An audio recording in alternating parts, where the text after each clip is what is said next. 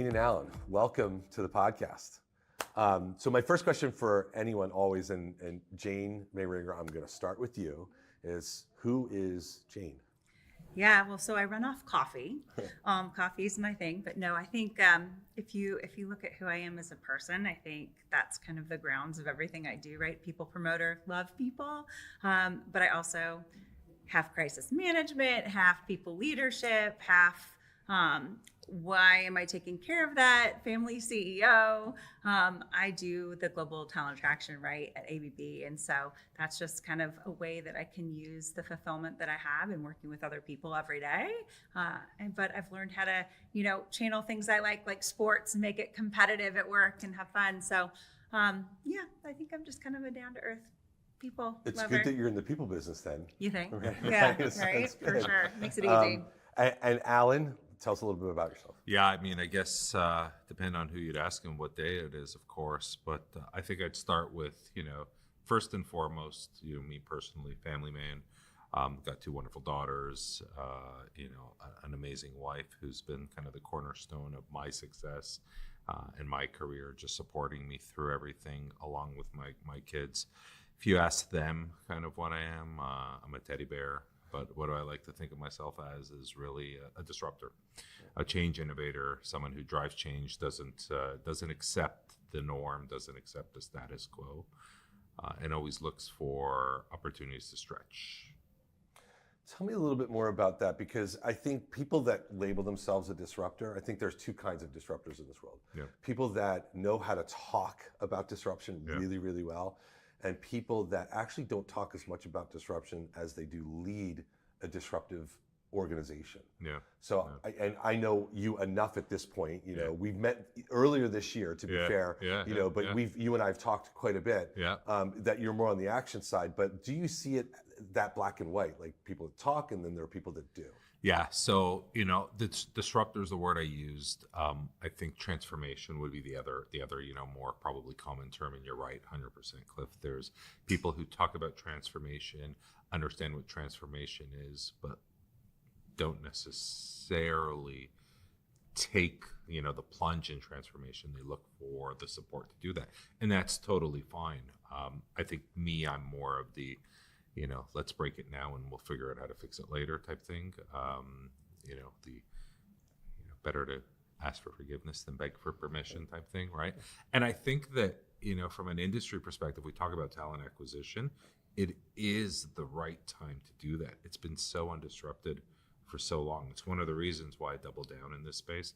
My background's human capital management. I've been through disruption before. I've been through transformation. I've brought to market solutions that were the first of its kind, and it's great. But talent acquisition is one area where it's been so undisrupted for so long, underinvested in, and now's the time. So we need people to do that, to take that charge and drive into it. And Gene, do you think the big driver of disruption right now, it's almost forced, right? Force majeure, right? Is artificial intelligence, right? So for sure. Talk a little bit about it, like how that's driving your decision making. Yeah, I mean, you have to look at it from every aspect, right? Because ultimately, if you're not looking at it as a whole organization and how that's going to work efficiently, I think that you're going to fall behind very quickly. I think one of the things that people don't understand is how much people are using AI just in their day-to-day responses, things that are happening. But I think if you start evolving that conversation, it's going to lead to a more complex discussion, right, organizationally. And there are going to be people that are uncomfortable. Right? I mean, we were actually talking about this the other day about how we have people in our organization that moving them along and getting them to shift is very difficult. And I think AI is one of those, right? If you're not disrupting right now, you are going to lose business. You are going to lose people. You are going to lose the fact that this younger generation, they're technologically savvy and you've got to move forward with it. So this is the moment, Alan, you and I were talking about. Like this is exactly what I want to hit on. Like, let's dispel some of this right now. Yeah, like do it. when you hear what Jane is saying, which is completely true, by the way. Yeah. But your take, is I think you're building on that case. So go a little bit deeper. I mean, if we talk about AI as an example, and that topic, it's the hottest topic. Every conference you're at this year, their entire talk track, their entire presentation track is all about AI. But if you really unpeel the layers and you think back about it, what's transformationally new? Like the technology has been around for a very long time. 70 years. Yeah, exactly, right. But it's new, Alan. But it's new, but it's super new, right? And what might be newer in this concept is the accessibility through natural language, right? But the smartness, the machine components, the ability to use thought in a different way has all been there. If you poll most organizations, allowing AI to actually think for you is still a no-no, right? But yet we've been doing this for 70 years, right? So, where I'm sitting right now is, as I talk to our clients, as I talk to our employees, as I talk to our teams, it's, yes, I understand that it feels new, but it's not really. So let's move the conversation from AI and let's move the conversation to enablement. What is it that we're trying to solve for, and can AI help solve it, right? And the same conversation was happening, 5 years ago with RPA. And then before that was, through other means of, automation or regression. And so we just need to kind of stop for a moment, recognize that this is just a technology transformation, one of many that has existed and one of many that will continue to exist, and really recognize the power that it brings in. It's one of the better ones of recent times, right? Sure. So how do we harness that and actually put it to good use? And it can go both ways. There could be some bad use of it too, but I think that's where the education piece comes in. Is it's not what you think it is. Let's dispel this. Let's talk about it. Let's educate. Education is a huge area of opportunity. Do you think people, and I want you to continue the thread, and Jane, I'd like you to comment on this too, but do you think people are looking at AI and saying, I'm so fearful of it, like I don't even know where to start learning? Like I find that to be really true. Like there's this barrier just to even go to a ChatGPT or a Gemini or whatever the tool is and literally just start to have a conversation because they don't know where to start. Like is there that much fear in the market right now? And where is that fear coming from? I think if you take a step back and you look at, and I'm not a psychologist by any means, but you look at the human psyche and the psychologist of the human brain and kind of how people think and respond, fear is a natural emotion. And it's one of the first things that comes up. And you could be talking about AI, you can be talking about something uncomfortable, which to many AI is, right? It will present itself in so many ways. And so what I think what's happening right now is that there's been, this, I don't want to say myth, but this transformation of myth that is coming from what AI can do. And it's all focused on job change. Mm-hmm. And will that happen? Yeah, it will happen. There'll be some job change. But what's that job change specifically? It will create tons of opportunity that doesn't exist today. All those areas that are going to be going to digital or automation will need specific skills, specific labor to continue to develop or evolve or make it better or optimize it. We talk about real-time human inference. We talk about reinforced learning. There's so many things under the hood that aren't part of the discussion. It stops at job impact. And we have to kind of dispel that a little bit. But I think we were talking about this, and I'm so sorry. I think we were talking about this the other day. I think when we were talking about tangibility, because when you say that, and you say that jobs are going to be replaced in a way that, okay, yeah, jobs are going to go away, and then you're going to have new opportunities. But the reality is, nobody understands what those new opportunities are. Right. And until you can tell your workforce, hey, don't be fearful that you're going to lose your job or that you're going to AI yourself out of your job, they're not going to have that footing and they're not going to feel comfortable. It's like any other change in whatever we do, right? We talk about the technology has been there, but the reality is everything's kind of been there. It's just a progression of life and evolution and their tools and technology. And it's all change management. It's back to that. So when you have those conversations, I think that's where we need to start approaching it, is that tangibility conversation, because otherwise people are fearful. They don't understand it. And I think they're thinking, okay, if I work with this enough, I'm going to put myself out of a job. And that's part of why they won't step into it. Yeah. It's So- like that. Sorry, I was just gonna say, it's like we're creatures of habit, right? Yeah. And so when that habit changes, that's where we're going to see some of that resistance. And that's where that education comes in. It's so important. It's important. So I'll frame this slightly differently because I've been thinking about how to frame it in the right way with people that I talk to every day, because I think you're hitting on something that is the core of the problem, which is if I learn this and I use it really well, I teach AI to do this job, I'm out of a job. The reality is, I think, is more true on what you're saying, Alan, which is no, the job in the right organization, the job's going to transform. This is going to be really hard for people to hear. If you're in the wrong organization and they don't understand that, then yeah, this is where that transformation could be really challenging. But a lot of this really comes through. I want you to react to this, Jane, first. This is industrial age thinking, right? So we're moving away from industrial age to the era of artificial intelligence, what I would call it, just in terms of how you qualify what's happening right now and even quantify it to some respect. The industrial age way of setting up a business and running an operation is gone. Now, it's gone in the sense that it will sunset over the next 20 years, right? So it's going to be, but in the grand scheme of human history, it was going to be a flick of time, and it's going to be over. We just have to live through the next 20 years. Absolutely. Let me get your reaction to that, Jane. Like, does that make sense to people? Like, we have to stop thinking like an industrialized operation and start thinking like a technology, supported organization, because it's a very different way of setting up roles. And I'm going to take it one step further and allow you to react to it. And then Alan, I'd like to hear your response to it. You talk about chaos. In an industrial operation, there is virtually none. Everything's static. The role is static. It doesn't change that much, right? Job descriptions, I can go all day about how job descriptions are horrible. And not because they're written so poorly, but because I think they lock you into a box.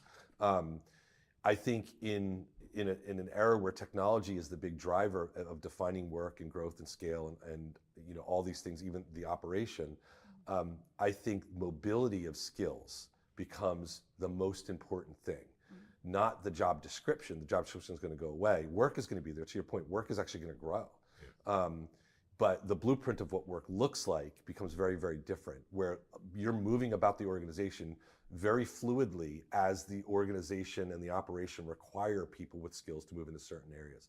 So industrialized is static, and technology driven is dynamic, and that's really the definition. But what's your thought around that? I mean, how do you get there? Like, that's really, I mean, I think that's part of it. It's like any other change organizationally. You talk to different organizations and how they're structured and how they work. And some are just not mature enough to be able to get there. And what I mean by there is wherever their destination, their goal, their next step. And I think you look at even the activation of different things and tools that we use, right? Well, some people are never going to adopt them well. I think for businesses to survive and things that are happening, I think you have to move to a more dynamic environment, because that ecosystem is just, it's going to change. And to your point, I think this is where I think when you look at talent, you don't look at it as personas anymore. I don't like job adverts either. They drive me crazy and they're never right. So, but I think the way that you look at it, it's skill-based, right? And you look at that and you're like, okay, how can I take that skill and move that over here as an individual? And then it's how do you apply that, right? Ultimately. But to your point, it can't be, it's not a singular process where it's a line. It's never going to be like that again. It's going to be like, okay, here's how I can move within this so that I can make this more effective, and I have to evolve with it. So it's almost looking at the characteristics of people and applying it. It's going to be tough, but I think it has to happen. I mean, it's going to happen.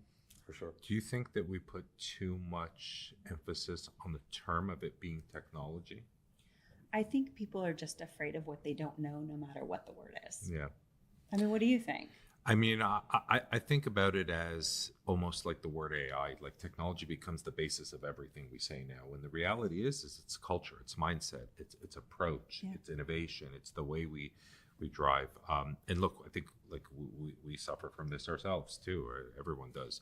You know, as organization shifts, it's like what drives those shifts. And if you look at, from the industrial time to now, technology is the one catalyst that has changed over and over and over, and will continue. And I think it will. But is it a change, or is it part of our process already? And I think life around us today is all tech enabled already.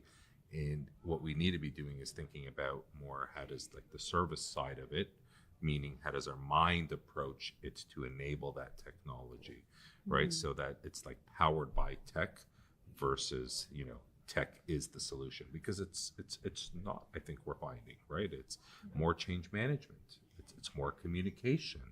It's more education. That is really what's making an impact right now. And tech will do it. I agree. And the way I think about this is, you hear the term human in the loop all the time, right? I mean, we used it here today, like, especially a lot of my engineering guys that use it all the time, which is actually the right context. A human in the loop is actually an engineering term to describe a process.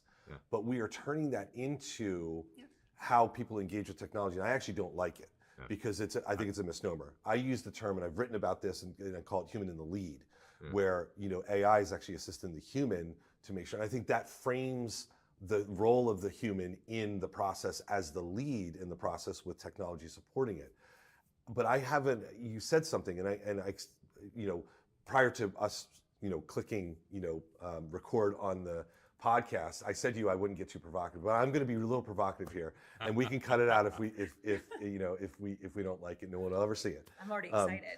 But I actually don't think it's people. I don't think it's people wanting to change, because I talk to about 100 CHROs a year, and others in the C-suite, and I probably talk to 300 at the next layer down, executive level, EVP, SVP, VP, and I talk to their teams a lot. So I get around a lot and talk to a lot of people, and there's a lot of willingness to change. I think there's a lot of hunger for people to go, if my organization would just support this, and then I go to the leaders and say, why isn't the organization supporting it? And here's the provocative part. They'll point to their HCM or the ATS and go, it won't let me.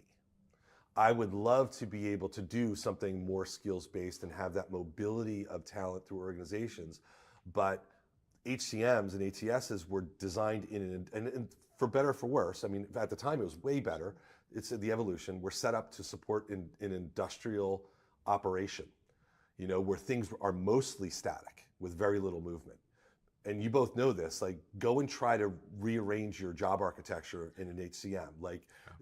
The look in your face right now says that. So how much of this, and I'm not pointing the finger, I'm blaming HCMs and ATSs, although I do write about that. It is a little bit provocative. But I do think people look at their legacy technology stack and go, I want to do that, but this isn't going to let me. And because this is my primary system, and it runs my process, it does the system of record, all those things, I am challenged with how much change I can take on.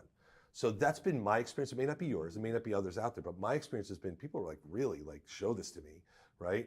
But the leaders are like, look at my technology, and that's a big part of my problem, why I can't deliver on that promise. But what's your reaction? I might be right, I might be wrong. I'm not looking for right or wrong, but what's your reaction to am I hitting on something, or am I nuts? I mean, so I would say, listen, coming from the HCM background, you're not wrong when you're talking about, the large players in the space, right? And they're struggling now too. So is every SaaS company that's been around for 10 years plus, because they built a SaaS product, and now AI is changing the way it is. If you dissect it even further, right?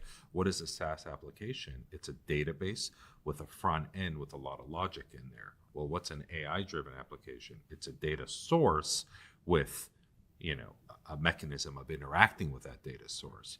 So companies are trying to figure out how to pivot and manage around that. So you're not wrong in that train of thought. But there are solutions that do allow you to simplify some of these things. But at least what I'm seeing is that while people are all in on change, yes, I'm in this, that, once you actually push the needle a little bit, push the pencil down, actually start writing, the questions, well, what about this? What about that? What about that? And they become change cautious, right? That's the first step. And then when they don't have all the answers, because we as a society are very used to solutioning up to 90-95%, and it's tough to do that in this era because it just gets better over time with AI. So you get a solution up to the 70% and then allow it to kind of evolve from there. And that's a tough, mental shift today. So I go back to, I think, yes, there's technology limitations, but before we hit those, it's people. And if I'm going to be bold and provocative a little bit, since you kind of opened that door, I would say it's leadership. It's leadership. It's not employees. Like, employees really want this, and they're right. But you have leaders running organizations who have big responsibilities, right? Lots of weight on their shoulders, and they're making these decisions of, do I approach this way today, not knowing what the outcome is, when I've done it this way for the last 20 years and it works? Why would I do that, right? But it's that shift to an innovation mindset that needs to happen. And this is where I go back to the education, right? I spend a ton of my time, like you, talking to executive leaders at organizations, and what we talk about a lot is, how do you unlock that potential and allow it to grow organically within the organization? Yep. No. I will tell you, I think it's a simple answer. I'm sorry, I do, but I think it's one of those things. People say things and then they do things, right? You say what you do, do what you say. Yeah. And I think that this is one of those situations where you can have leaders, and I would agree with you. I think it stops at a certain point. I even think you've got some people along the way that probably wouldn't be as probably accommodating. Again, remember that sense of fear. That's why that tangibility is so important. But I think education, even in this case, that's part of it. I think that there's a sense of, and I would challenge that, because I think people are going to drive this away or make it last 30 or 40 years out for a specific organization or not. And so I think it's one of those things that really can be a powerful thing if you are someone that steps in and says, I want to do this, and I want to do this right, and I know it's coming, right? I think that's the smart leadership. And we talked a little bit about modeled leadership. I love that modeled leadership is such a thing, and I think it's so important, but I don't see a lot of organizations stepping into that right now, because they just don't know what they don't know. And again, they'll talk about it sometimes, but those actions just don't ever seem to be there. Like, some really great thought processes and design behind it, but not implementation. Yep. So it's funny, we talk about innovation, and you mentioned innovation and readiness, and I often refer to change management now as innovation readiness, because I think that's change management is a great term, but it all feels a little old school to me, almost waterfall in a way. And innovation readiness feels a little bit more exciting, and maybe it's just a marketing thing for me. I don't know, but I like framing it that way, because innovation readiness isn't about just being ready for the current thing. It's about being ready for everything that's coming. Speaking of that, like, we're on site here at NASA Kennedy Space Center. We've been here for the last couple of days. When you think about innovation readiness, like, there couldn't be a more interesting place. And last night we were at the hotel, at the bar, and on the rooftop, kind of overlooking the Kennedy facility across the causeway there. And we talked about failure a lot. And we pointed to this place and said, failure is expected here, right? And so then there's a lot of failure that happens here. As you reflect on the experience over the last 2 days, and talking to an astronaut and seeing some of the great technology, older technology, amazing what we've been able to do, and we think about failure and success in those origins. What's your takeaway? Like, how do you feel? And I really want to get at that, like, because we can talk about the mechanics of things, but how do you feel like leaving here versus how you felt when you came here, a few days ago? Jane, you want to? Yeah, take sure. it first? I think I feel reignited, right, to go back and have conversations about things that are simple but complicated. I hate to say it, but yeah, I think, and it's just basic stuff. I think just being able to walk around and see things and have that concept. And I think, Mike Baker said it, like, you see a position where you feel so insignificant. And I think we all want to have some significance in this life and what we do. And so I think when I look at that, and I look at some of the things we've discussed over the last couple of days, how can I bring that significance back and make my stamp, and not because I need that affirmation or the ego, but more, how can I make it better for other people? Because that's really the ultimate goal, right? Is to make things better. And so I feel a little bit reinvigorated to go back and like charge up. I'm ready for 2026. That's awesome. That's yeah. awesome. So I feel good about it. Good. Yeah. I think failure is one thing we just don't talk enough about. Being here and getting exposure to some of NASA's failures. They're big and they go deep, right? Lives were lost in some of them, which are super unfortunate. But what did they turn around and do with that, right? They didn't wallow in sorrows. They recognized their mistakes. They paid homage to them. but they rose up from that, right? And what came out of that was one of the most amazing launches that they've ever done, in the first real, shuttle launch with Atlantis that they were able to do. Yeah. And so that failure actually brought them there. Super unfortunate, but the outcome is, over the years now, look at where we are, how many missions, how many companies are out there. So I think we need to demystify failure a little bit. Failure is okay as long as we're learning from it, and understand it. How do we, put it into a perspective that allows us to grow, allows us to share, and allows us to learn something new, right? It's not how hard we fall, it's how we rise from the fall. Last question for both of you as we wrap up here. And this is our final event. So we are going home after this. And leaving, but we are going to someplace very, very special next year, as special as NASA Kennedy Space Center. And we'll have more of those experiences. But as you leave here, and if you're talking to and I think you said it well, Jane, and I think you hit on it clearly in your exact words, like this is either a leadership moment of success or a leadership moment of failure.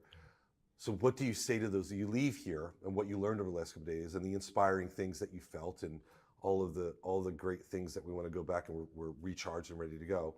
What's the piece of advice you're giving to leaders in HR right now that didn't have this experience? You'd say, go do this. Jane, I'll start with you. Yeah, I think just do the basics so that we can get there. Don't be left behind. I think that's going to be my messages, especially, in this context. I don't want to be left behind. You're going to space. I want to go. But I think ultimately, that's going to be the message that I bring back. It's a very simple one. It's a very kind of intentional one of, we know we need to go somewhere. It's going to go either way. Are we on the ship or are we not? That's right. I like the way you said that. Thanks. It's a simple one. And I would just build on that. I think it's the same thing. It's the world's moving. Everything's moving around us. We have a choice. We can get on the bus or not. And it's a simple one right now, right? So let's take that opportunity, understand how we can do it, learn from our mistakes, and continue to evolve. It's a great place to leave it. Jane, Alan, thank you. Thank you. Thank you so much.